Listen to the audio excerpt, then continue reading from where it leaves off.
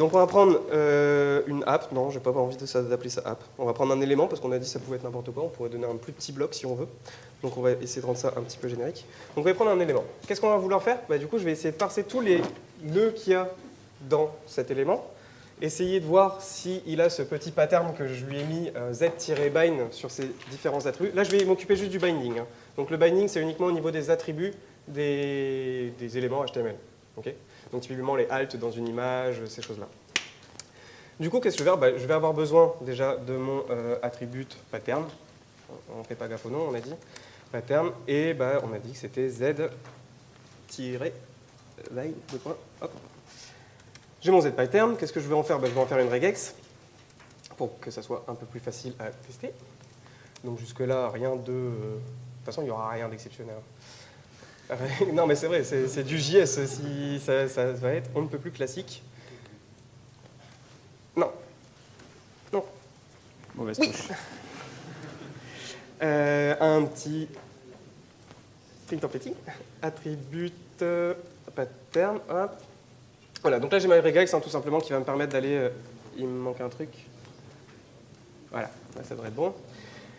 Et qu'est-ce que je veux maintenant? Du coup, j'ai dit que je voulais parser tous les nœuds qu'il y avait dans cet élément pour aller vérifier ces trucs-là. Donc, je vais essayer de récupérer les nœuds. Moi, j'aimerais bien avoir tous les nœuds à plat. Je n'ai pas envie de rentrer en récursif dans les différents éléments. Donc, pour ça, je vais faire, j'appelle ça un flat children. Vous avez tous compris de quoi je parle. Et je vais prendre mon élément. Je vais utiliser cette bonne vieille fonction query selector all qui a remplacé jQuery. Je vais vite. Et je vais faire étoile parce que je les veux tous, je m'en fous, je ne sais pas ce que j'ai à manipuler. Pour l'instant, l'utilisateur il fait ce qu'il veut, du coup je vais juste essayer sur ça. Derrière, j'ai un tableau d'éléments. On va faire quelque chose, une fois de plus, de super TypeScript. Qu'est-ce que tu me fais? Ce ne sera pas des éléments, j'ai des éléments, on va dire que c'est des child. Voilà. Donc là, je vais pouvoir itérer sur tous ces nœuds, du coup. Et maintenant, je vais itérer sur tous ces attributs pour aller voir s'il y en a qui matchent. Rien de plus compliqué, object.values de child.attribute. Voilà, c'est juste attributes, c'est la liste des attributs qu'il peut y avoir sur notre nœud. Et je vais boucler dessus, donc une fois de plus, un petit for each des familles.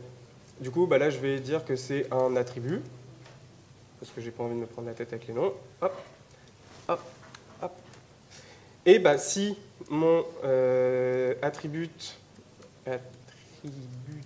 regex match sur mon attribut.local name. Donc le local name, c'est juste la variable qui va stocker justement le nom de cet attribut-là. Donc si ce nom-là contient le zbind, alors c'est qui m'intéresse. Donc je vais pouvoir aller processer. Qu'est-ce que je dois... je vais devoir récupérer la valeur du vrai attribut, parce que si j'ai le zbind dessus, le browser il fera jamais rien avec. Donc je vais juste stocker mon attribut name.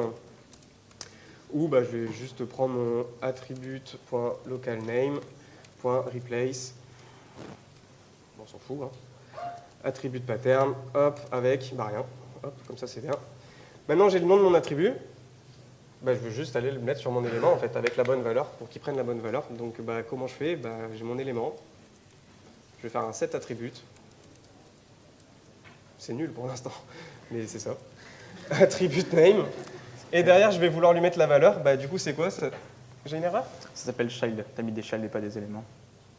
Mais non, c'est sur mon élément que je veux faire. Les child. Non. C'est mon élément, regarde. C'est pour ça qu'on est deux. Attribut name. Et du coup, je vais vouloir aller chercher le state. Et si on se souvient, à chaque fois, on mettait zbind de point, justement la clé de l'objet qu'on voulait binder. Du coup, j'ai juste à prendre mon attribut.value. C'est tout pour moi. Si du coup je prends c'était celui-là et qu'on rafraîchit. Apply is not defined. Apply is not defined.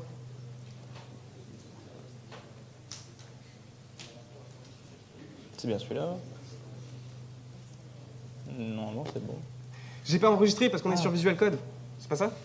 Faut faire un refresh, je pense. Ouais, c'est tous les outils que je kiffe. Et en plus, le Chrome, il est cassé. Et en plus, le Chrome, il est cassé. Je vais en avoir un nouveau. Tamagotchi, pour ceux qui ne connaissent pas, si vous avez trop d'onglets, il va vous aider à vous apprendre que vous en avez trop. C'est comme un Tamagotchi, il va faire caca partout. Et du coup, là, il connaît pas le.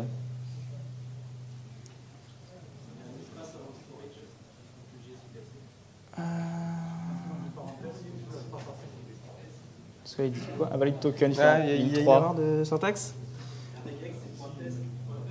Ligne 3 là. Texte, j'écris, c'est test. Et là, il n'y a pas une erreur là? Non, c'est la syntaxe. C'est... Avant le Avant for le each. for each, il y a un espace. Je vois pas l'espace avant le for each. A.gs, t'as une erreur. Ah bah si, c'est ma regex.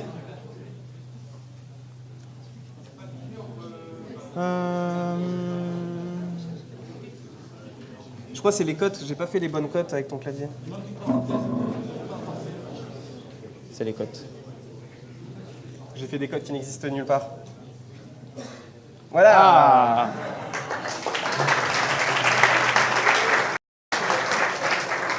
Tout ça pour vous dire que le bug était anticipé, c'était juste pour que Manu vienne pour que vous sachiez qui c'est. Et bah voilà, notre binding il marche. On a quoi? Une vingtaine de lignes? 13. Variables comprises. Bah, pas du coup, on est obligé compliqué, de enfin, repartir sur les slides, c'est triste. J'ai essayé la partie compliquée, Aurélien. Il va faire le templating. Donc, Bah le oui. templating, c'est les brackets. Quand on va vouloir mettre un texte, interpoler directement un Comme texte c'était cassé. dans notre HTML. Du coup, hop, si on continue dans notre lancée parce qu'on est des fous, on a Nathan qui nous a codé le super binding, merci. Et du coup, bah, on va essayer de faire ça rapidement en mode templating. On est développeur, on est fainéant. On va essayer de réutiliser des fonctions qu'on a déjà fait. Donc si je reviens sur ma super page HTML, où moi j'ai directement ici mes brackets. Donc là, on a pris ce pattern de brackets pour faire l'interpolation. On peut choisir ce qu'on veut, mettre des JS, des arrobas, on pourrait mettre ce qu'on voudrait. C'est pas nous qui l'avons créé, une fois de ça. plus. On va prendre un pattern que tout le monde connaît, les brackets. Et on va se rendre compte que des brackets, on en a partout. On a des éléments HTML, on va en avoir directement dans les balises strong, on va en avoir plusieurs dans le même élément. Et du coup, on va avoir besoin de, une fois de plus, parcourir notre DOM, chacun de nos éléments pour pouvoir les remplacer. Nathan est généreux, il m'a déjà codé le for each. Je suis fainéant, je vais pouvoir réutiliser sa fonction for each, reparcourir chacun de mes éléments. En JS, on a accès à ce qu'on appelle des child nodes. Ça permet de récupérer dans un nœud HTML l'ensemble des nœuds avec des contenus qui seront de type texte, des contenus type balise. On aura plein de contenus. La différence avec le query selector étoile que j'ai fait, c'est que je vais récupérer que les nœuds HTML. Or, un nœud texte n'est pas une balise HTML, donc elle ne sera pas présente dans cette liste-là. Par contre, elle sera présente dans les child nodes de l'élément directement. Ça ne sera pas un HTML element, mais ça sera un text element. Du coup, dans nos nodes, on va avoir plein de types de nodes que je vous ai expliqué. Et nous, ce qui nous intéresse, c'est les nodes de type texte. Donc, nous récupérons les textes qui ont des brackets à l'intérieur. Du coup, on va pouvoir vérifier que notre node, c'est une instance. Donc, si vous regardez après l'ensemble des nodes que vous allez voir qu'il y en a plusieurs types. C'est une instance de type texte. Comme ça, on va une fois de plus réduire les éléments sur lesquels on va vouloir faire l'action. Et sur le nœud de type texte, directement, on va pouvoir faire des actions. Donc, on va leur récupérer, vérifier que ce nœud de type texte contient des brackets ou un pattern défini.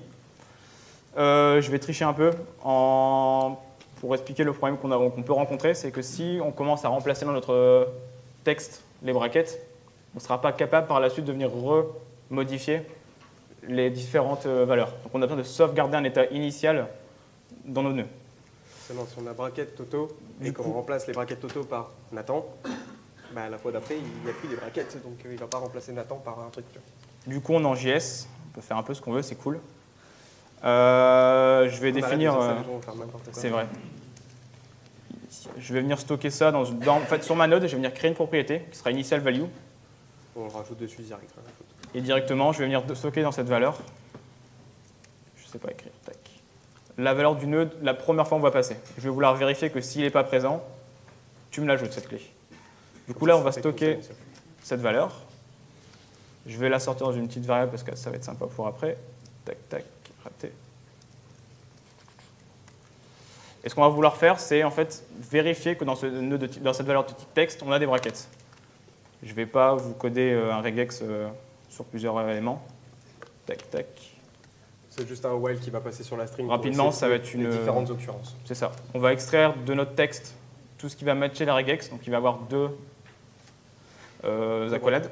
Il va y des brackets, et on va stocker dans un tableau. On va récupérer la valeur complète, donc les brackets qui avec des espaces dedans, sans espace, et stocker la clé qui correspond en fait à la clé de notre state. Du coup, après, une fois que il a passé sur le string, je renvoie ce tableau. Du coup, je vais extraire des brackets, de mon texte, extract brackets de mon texte que j'ai juste au-dessus. Donc là, j'aurai un ensemble de tableaux qui aura plus ou moins un nombre d'éléments selon ce qu'il a trouvé. Et sur ces éléments-là, je vais pouvoir boucler. Donc je vais récupérer des brackets. Et ce que je vais faire, comme tout au-dessus, c'est que je vais faire directement un replace. Donc on a notre texte, .replace. On va récupérer du coup un full match. Donc on va remplacer la valeur de full match, donc la occurrence complète qu'il a trouvée. Sur notre chaîne de caractères totale qui comprend différentes occurrences potentielles, on va aller changer ce bloc-là avec la valeur. Et comme ça, on va pouvoir le faire pour chaque bout. Et du coup, la string, au fur et à mesure, on va supprimer les brackets et on va interpoler au fur et à mesure. Et on va venir remplacer le full match par directement ce qu'on avait stocké, donc la state key qu'on a mis. Et si je fais ça, on va boucler sur les éléments, on va avoir un texte qui va être remplacé. Et une fois qu'il aura fait ça, sur notre nœud, node value, je vais venir réaffecter, donc ce n'est pas un inner HTML, c'est la node value qu'on va venir réaffecter le texte qui a été modifié et bouclé. Vu qu'on est dans un node texte, une fois de plus, c'est pas un HTML, du coup, c'est directement node value et pas inner HTML ou quoi que ce soit. Et du coup, si je rafraîchis, j'ai une erreur. Qu'est-ce que j'ai fait de mal? Child nodes. J'ai fait une bêtise là-dessus. Il y a un E majuscule. C'est ton autocomplétion, c'est TypeScript, je sais pas pourquoi il n'est pas. Le E de each. Ah, on a vu. Full match is not defined. Qu'est-ce que j'ai fait? Ah, merci. C'est bracket.fullmatch. On va y arriver. C'est pas facile de coder devant une salle pleine, je vous le jure. Et ça n'a pas marché. Pourquoi? Qu'est-ce que j'ai fait oublier? C'est pas notre value. C'était un truc où j'ai encore trompé, non? Bah ouais. Qu'est-ce que j'ai oublié? L'instant, on cherche le bug.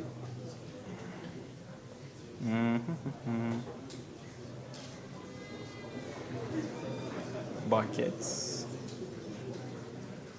Il y a personne qui l'a? C'est un test. Hein. Alors. T'as pas mis ton texte égal texte? Exact. Vu qu'à chaque fois on va remplacer, on est obligé d'écraser la valeur. Ah. Ah. Enfin. Merci. Bon, on a un binding, on a un templating, on est plutôt pas mal. On est plutôt bien. Si on repart sur les fonctionnalités qu'on peut voir directement dans un framework, pourquoi choisir un framework? On va se rendre compte qu'on a aussi la partie routing.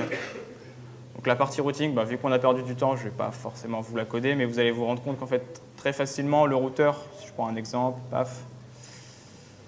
si on va voir un peu le code, un routeur, pareil, ça peut tenir en très peu de lignes. On a les fonctions on-change qui va permettre de pouvoir directement détecter le changement sur notre page du hash.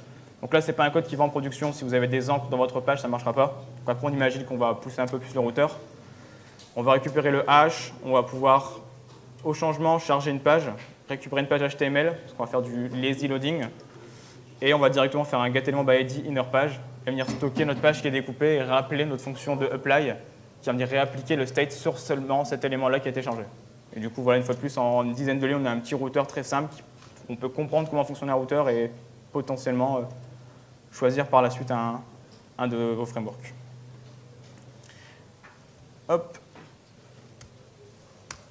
Tac. Du coup, si on reprend notre... C'est moi qui ai perdu mon micro, c'est pas grave, je vais le tenir. Je peux l'afficher. Tac, c'est bon. Du coup, là, on a à peu près codé toutes les fonctionnalités qu'on peut retrouver au sein d'un framework, qu'on peut avoir comme besoin sur un projet. Donc la question qu'on pourrait se poser, c'est maintenant, qu'est-ce que je fais? Raté, tac. On va forcément arriver à un moment donné à des points de complexité, des choses qu'on n'arrive pas à coder ou qui vont être difficilement faisables en JavaScript. Et on pourrait commencer à se poser la question de là, j'ai vraiment une expression de besoin, j'ai besoin de faire des routes imbriquées, j'ai besoin d'avoir un pattern de données, réappliquer ma donnée seulement à des endroits spécifiques. j'aurais suffisamment avancé dans mon développement pour comprendre ma problématique et avoir une vraie problématique. Les bindings, les templating, c'est pas des problématiques, c'est de la fainéantise. Enfin, grossièrement. Hein. Et là, on aura commencé à avoir plusieurs pages avec des bindings. On va se rendre compte qu'on a un modèle potentiellement qui est utilisé par 2 instances différentes. Quand on met à jour, c'est difficile. On va vouloir mettre en place un flux. Je sais pas, mais c'est à ce moment-là où on va commencer à réfléchir à notre architecture qui répond à notre besoin métier. Et du coup, commencer potentiellement à réfléchir à un framework qui va nous aider pour faire cette chose-là. Mais parce qu'on a un vrai problème. Et du coup, on peut se poser comme question, est-ce que c'est vraiment le moment de choisir pour faire un framework? Est-ce que c'est maintenant que je vais choisir? On a fait notre code en Vanilla, on a fait des fonctions JavaScript simples, des fonctions simples, on a découpé notre code, parce que c'est pas parce qu'on est en Vanilla qu'on n'a pas de framework, on ne va pas architecturer notre application, découper nos fonctions, découper nos fichiers. Plus simple, hein. C'est pas parce qu'on est en JavaScript qu'on n'a pas le droit de faire de l'architecture, de mettre en place des patterns. Encore plus simple. C'est tout, c'est dit. Et du coup, ce qu'on peut se rendre compte, c'est que ça va être facile à migrer. Une phrase que Nathan m'a dit un jour, c'est « tomber amoureux de vos problèmes et pas de vos solutions ». Là, le binding, le templating, le routing, ce ne sont pas des problèmes, c'est des besoins. Les vrais problèmes, ça peut être des choses comme Nathan vous a dit. Ça peut être des problèmes, mais l'idée, c'est de bien comprendre son problème, l'étendue de son problème, le scope de son problème, donc vraiment bien le maîtriser pour avoir la solution adaptée à ce problème-là et pour être sûr que la solution couvre tous les aspects et pas dire je vais faire un site web, du coup je vais mettre Angular comme ça marchera, tu vois. C'est peut-être un petit peu overkill de mettre des grosses architectures, des gros frameworks, des grosses librairies comme ça qui viennent avec, en plus, faut l'apprendre quoi, tout ce qui est TypeScript, RX, JS, Observer, tous ces trucs-là, voilà, c'est pas gratuit en termes de coût d'entrée, quoi. Donc comprenez bien vos problématiques pour tomber amoureuse d'elle déjà, et après pouvoir bien choisir sa solution. On vous le redit, hein, on ne solutionne pas un problème par un choix de framework. Parfois, on va juste prendre une simple petite librairie, un simple petit bout de code qui va pouvoir nous sauver et résoudre nos soucis. Le fait de forcément réfléchir comme ça, de comprendre son problème, de choisir une librairie ou vraiment le framework qu'on a vraiment le vrai besoin, c'est mieux que de démarrer un projet en allant très vite. Je vais aller très vite, je vais prendre tout de suite un framework parce que tout le monde le connaît. On arrive à des besoins dans l'entreprise où le framework a été choisi trop vite, on va devoir le modifier pour qu'il réponde à d'autres besoins qu'il n'aurait pas forcément dû faire. Donc c'est cool, hein, on arrive à avoir un framework by mon entreprise qui est trop bien, qui est même mieux que le framework d'origine. Sauf que vous connaissez déjà sûrement le problème. On a chez tous nos clients, c'est le problème, c'est cool, hein, on l'a solutionné, sauf qu'à un moment on arrive à un framework qui est bancal, qui résout bien le problème et qui va forcément en engendrer d'autres. Et le fait d'avoir pris le framework et l'avoir cassé, l'avoir fait par mon entreprise, on perd tout ce qui était à la base des choix pour lesquels on aurait pu prendre un framework. Un framework, on le prend par rapport à son évolution, on va pouvoir forcément le mettre à jour, suivre les nouveautés, on va pouvoir aussi avoir la communauté derrière, tous les gens qui vont pouvoir vous aider. Stack Overflow, ça marchera plus, vous avez votre super framework by votre entreprise. On va aussi perdre tout ce qui va être les concepts, toutes les choses pour lesquelles, encore une fois, on a choisi un framework. On va aussi perdre le partage de connaissances parce que si les gens qui ont fait votre entreprise, qui ont fait votre framework, qui l'ont modifié, s'en vont, ça va être très compliqué de faire du partage de connaissances au sein de l'entreprise. Si les sachants partent, bon courage pour le maintenir. Il n'y a rien de plus compliqué que d'arriver sur un projet où c'est Angular. Ouais, mais en fait, on t'a pas dit, mais il y a un flux qui part là, qui est intercepté par un event émetteur, et du coup, en fait, le scope, faut plus vite. En mode, ok, d'accord, laisse tomber, en fait, je sais pas utiliser Angular dans ton cas-là, parce que en fait, c'est plus du Angular que tu fais, c'est un truc. Quelque chose. Et du coup, si on part du principe où on essaie de comprendre comment fonctionne un routeur, un binding, un templating, de comprendre comment fonctionne un framework, on sera peut-être plus apte à comprendre et comment bien choisir un framework pour un projet. Et surtout, on va pouvoir aussi s'éclater. On va comprendre qu'en fait, c'est un binding, toujours pareil, c'est une dizaine de lignes de code. On va pouvoir tester des API HTML ou JS plus bas niveau, comprendre des choses, s'éclater. On aurait pu aussi très bien vous parler plein d'autres choses dans cette conf. C'est les web components, comme disait Nathan. C'est un sujet qui est très vaste, sur lequel on va pouvoir parler des heures et des heures. Les directives for, if, vous avez vu que c'est à peu près la même chose, hein, on ne va pas vous en coder une. On part quand son DOM, on cherche sur l'élément qu'on n'a pas la directive de présent, on l'active.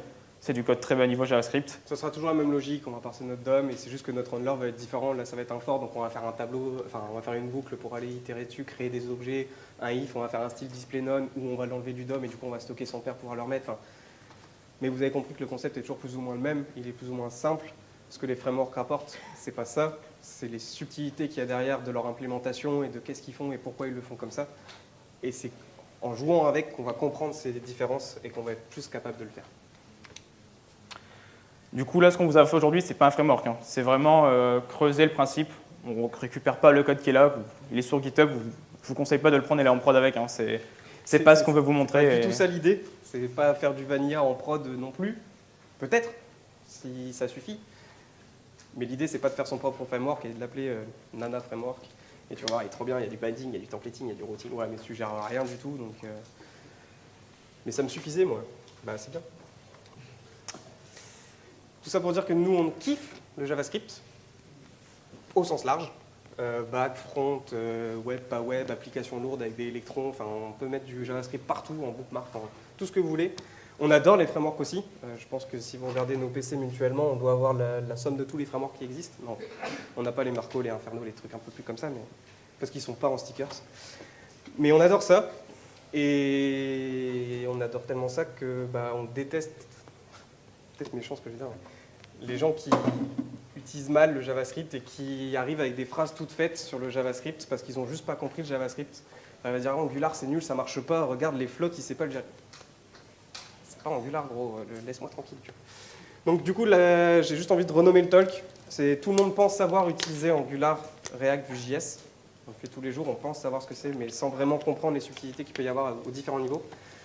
Mais connaissons-nous vraiment le JavaScript? Il y a toujours des choses à apprendre sur le JavaScript, il y a toujours des petites subtilités, et c'est notre expérience, notre ingéniosité, notre créativité, c'est tous les mots qui définissent un développeur à mon sens, qui vont faire qu'on va être capable de faire des applications sexy, cool, avec des features de dingue, et qu'on va être fier de nos applications.